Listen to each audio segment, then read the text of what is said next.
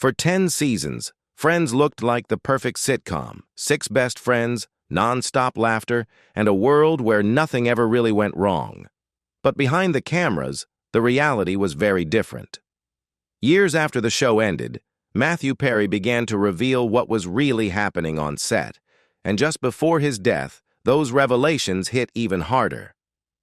Behind Chandler Bing's jokes, he was dealing with struggles that fans never saw. Was it the pressure of sudden fame, personal battles no one knew about, or something darker behind the scenes of one of television's most loved shows? Because what Matthew Perry revealed about Friends changes everything we thought we knew about it. Matthew Perry battled addiction for years. Matthew Perry, best known as Chandler Bing on Friends, was open about the reality behind his success, a reality that was far from the laughter seen on screen. He struggled for years with alcohol and prescription painkiller addiction and later revealed that he had been to rehab more than a dozen times. While Friends turned him into a global star in his mid-20s, Perry described that period very differently from how it looked on the outside. "I was on Friends from age 24 to 34. I was in the white-hot flame of fame," he said in a 2013 interview.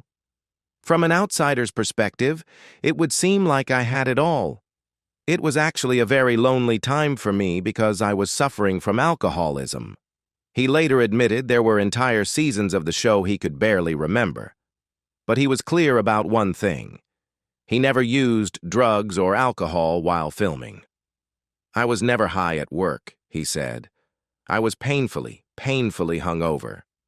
Then eventually things got so bad I couldn't hide it, and then everybody knew." Despite periods of recovery and honesty about his struggles, Perry continued to face health challenges later in life. He tragically passed away in October 2023 due to the acute effects of ketamine, leaving behind a legacy that now carries both his iconic role and his very real personal battles. Jennifer Aniston couldn't escape Brangelina's shadow. Jennifer Aniston and Brad Pitt ended their marriage in 2005 during a wave of public speculation that Pitt had become close to his Mr. and Mrs. Smith co-star Angelina Jolie while still married. Although both have moved on with their lives, the story continues to follow them, resurfacing whenever Pitt and Jolie's relationship or breakup makes headlines. Over the years, Aniston has repeatedly been drawn back into that narrative, even when she has tried to move past it.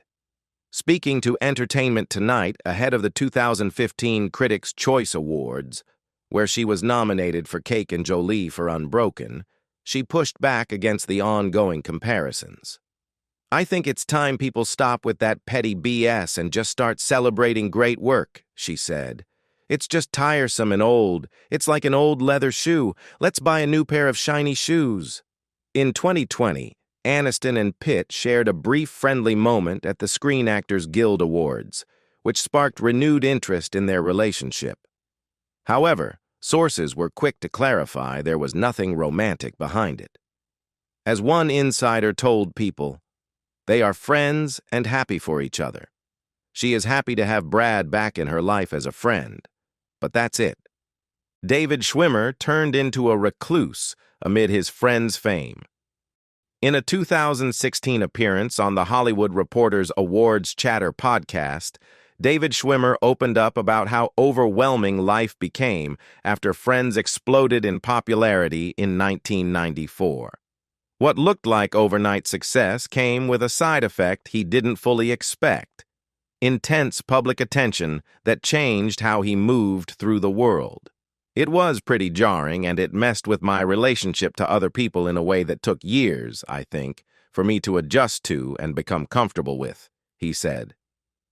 The sudden fame attached to Ross Geller made everyday life feel completely different. And even simple things like going outside or observing people, something he once relied on as an actor, suddenly became difficult. Schwimmer explained that his acting method had always depended on quietly watching life around him, but being instantly recognizable made that almost impossible. Instead of blending in, he often felt exposed, saying there were times he just wanted to hide under a baseball cap and not be seen. Over time, he learned to manage that pressure by being more selective with his roles outside of Friends and shifting part of his focus behind the camera. He also found purpose in theater work, including his involvement with the Chicago-based Looking Glass Theater Company, which he helped develop as both a director and producer. Matt LeBlanc also struggled to cope with fame. In a somewhat darker reflection of what David Schwimmer experienced, Matt LeBlanc also spoke about how overwhelming fame from Friends became, though his struggles came with an even heavier emotional toll. In an interview with The Mirror, LeBlanc, who played the easygoing Joey Tribbiani, revealed that the show's massive success left him feeling completely drained. At his lowest point, he said he could barely leave the house and admitted, "It was a very dark time. I almost had a nervous breakdown." By around 2006, LeBlanc stepped away from the spotlight entirely, retreating to his ranch in California. During that period, his focus shifted almost completely to his daughter, Marina, who had been diagnosed as an infant with cortical dysplasia, a condition affecting the brain and motor skills. He spent much of his time out of public view by her side. "Spending time with her is the best thing I've ever done," he later said. "We have a great bond, and it's the best thing in my life."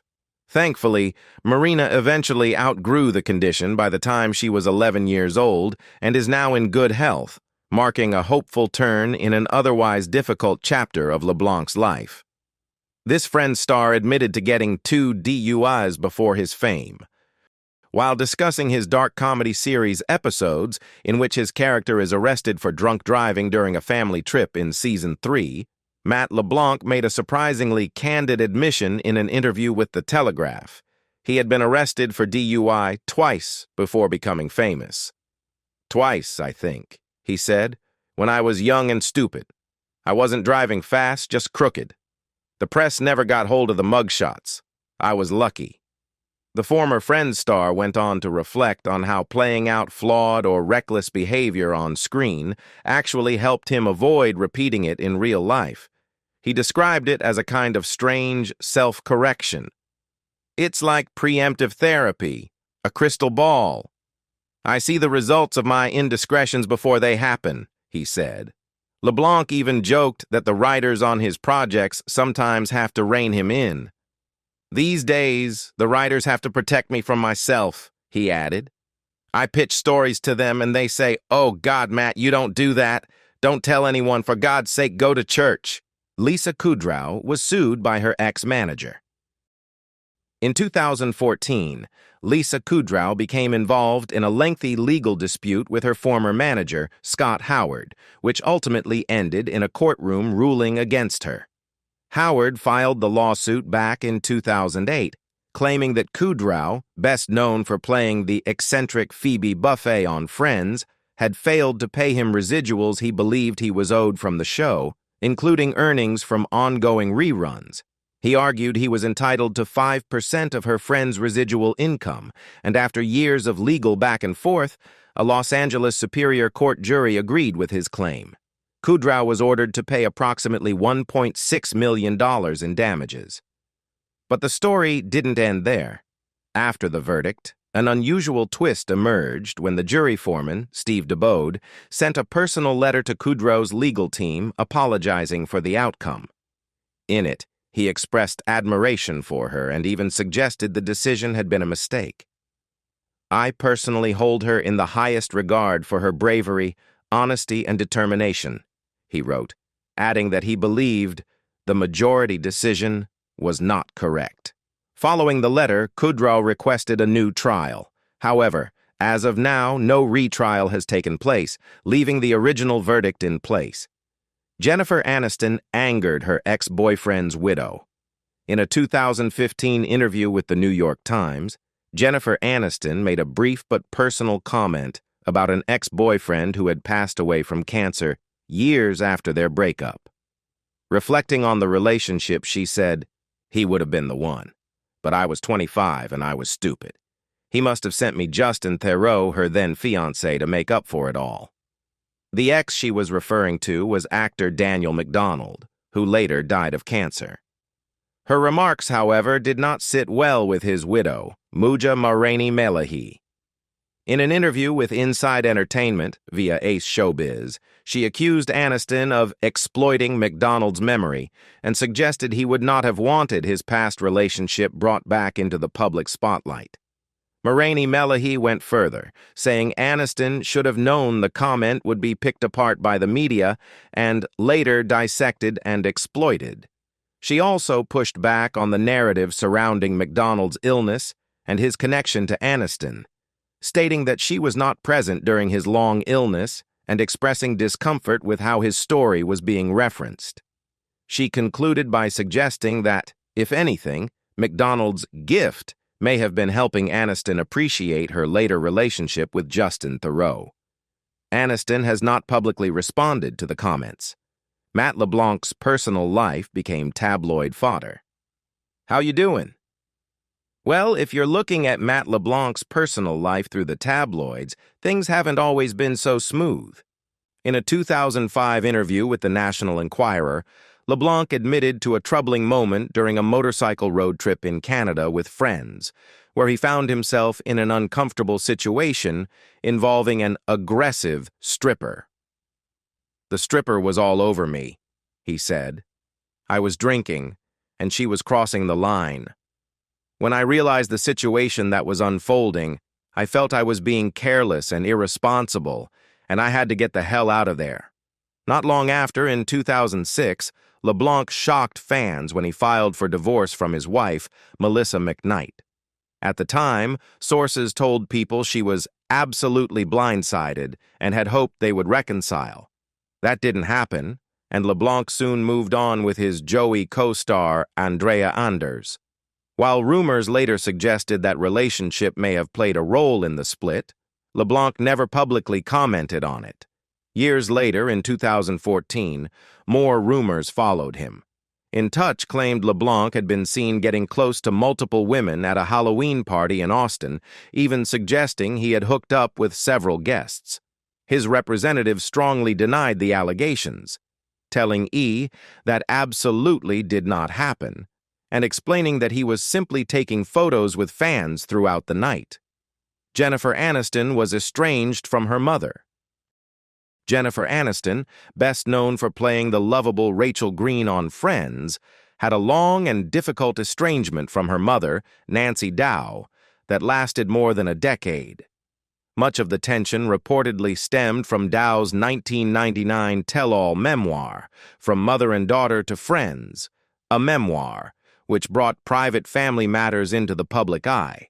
In a 2015 interview with The Hollywood Reporter, Aniston said that things between them were all fine now, but she didn't shy away from acknowledging how painful their relationship had been, especially during her childhood.